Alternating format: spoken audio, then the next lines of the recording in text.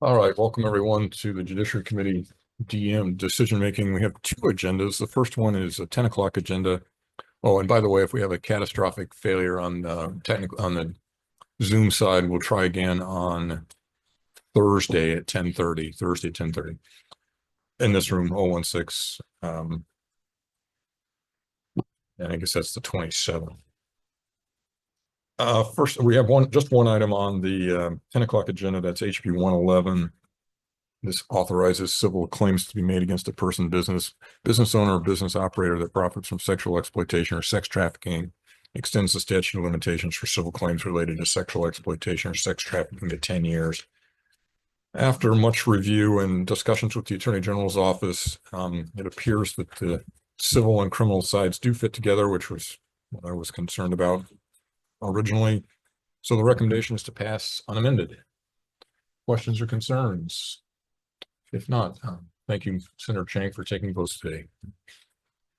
For HB 111, Chair's recommendation is to pass unamended. Chair Rhodes. Aye. Vice Chair Gabbard is excused. Senator Chang, aye. Senator Assembly Ventura.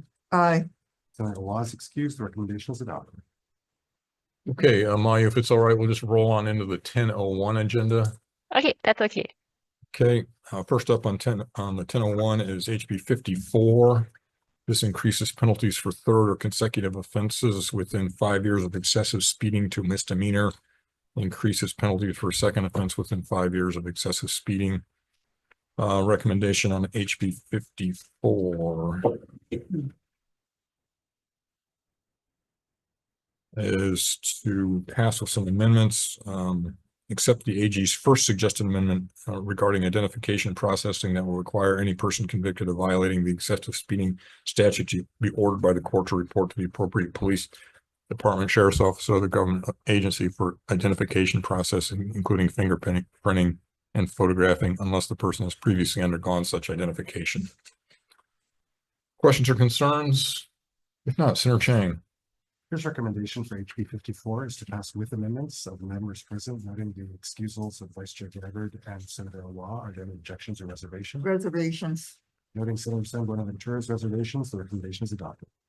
Thank you. Next up is HB 70. This requires budget summaries to contain all required information without referring the reader to other portions of the budget for condominiums.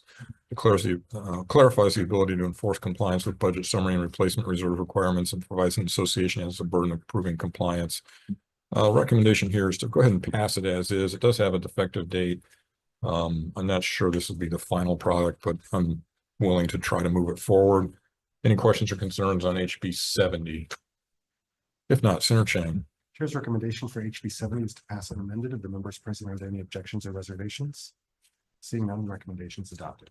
Thank you. Next up is HB 239. This amends the definition of child abuse or neglect to clarify that the failure to provide certain needs to child shall not constitute child abuse or neglect if the sole reason the person responsible for the care of the child is unable to adequately provide for the child care is lack of financial resources. The recommendation here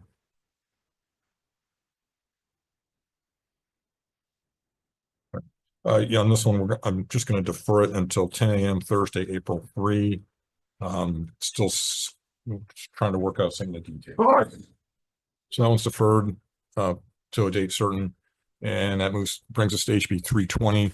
This allows qualified adults, including adults with a disability, mentally ill adults, and adults 65 years or older, to enter into supported decision-making agreements with one or more members of a supportive community. Recommendation is to pass as is. Questions or concerns? If not, Senator Chang. Chair's recommendation for HB 320 is to pass unamended. Of the members present, are there any objections or reservations? Seeing none, the recommendation is adopted. Okay, thanks. Next up is HB 359 related to covered offender registration, amends the offense of sexual assault in the 4th degree to exclude a person who knowingly engages in or causes sexual contact with a minor who is at least 16 years old and the person is contemporaneously acting as a professional capacity to instruct, advise, or supervise the minor if the person is younger than 24. Makes amendments to cover offender registration law by expanding the definition of sexual offense to include additional sexual offenses from the penal code. Recommendation here is to pass with amendments. We'd like to remove the under 24 exemption to sex assault in the 4th degree, sex with certain minors who are under supervision of the accused. This would mean that section 2 would be deleted. There are two reasons for this. One is the current statute already has a very similar provision, and the Attorney General's testimony was that it would cause a problem, a title problem, because it would be two topics. That's the recommendation. Questions or concerns? If not, Senator Chang. Yes.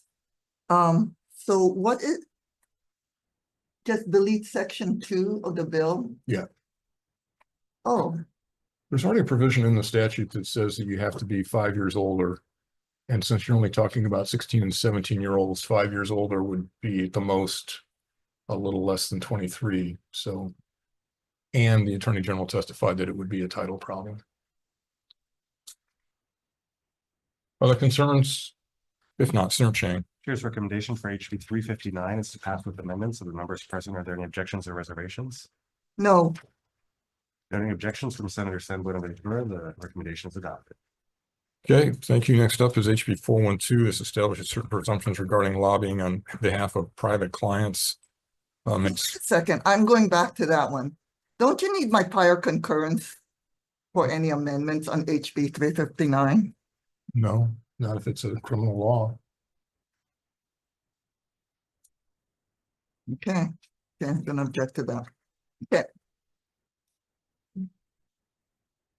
Read the rule. okay, I'll read the rule. HB 412 establishes certain presumptions regarding lobbying on behalf of private clients, makes certain contracts voidable when entering in violation of state lobbying law under certain conditions, expands the definition of lobbying in the state lobbying law to include certain communications with certain government officials regarding procurement decisions. Recommendation here is to pass with some amendments. I would like to add a sentence to the end of the presumption section, providing, quote, "This presumption does not include communications made solely for informational purposes, ceremonial interactions, or routine relationship building that does not involve advocacy for or against specific outcomes." Questions or concerns? If not, Senator Chang. Chair's recommendation for HB 412 is to pass with amendments of the members present. Are there any objections or reservations? Being none, the recommendation is adopted. Thank you. Next up is HB 472, allows digitized identification cards to be accepted as a valid form of identification under certain circumstances. Authorizes state and county law enforcement agencies to accept the digitized.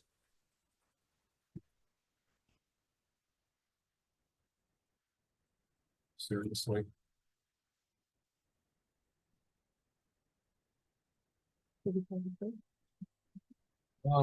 Well, the camera's not here, so the only other person is the law. And what does that do? Maya, let's recess for a moment.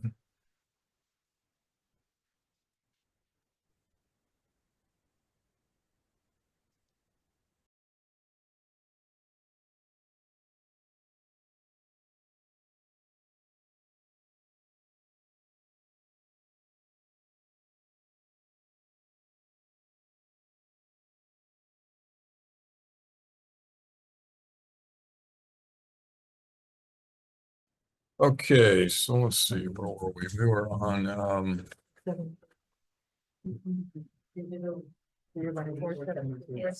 voted on 412, correct? Correct. Okay.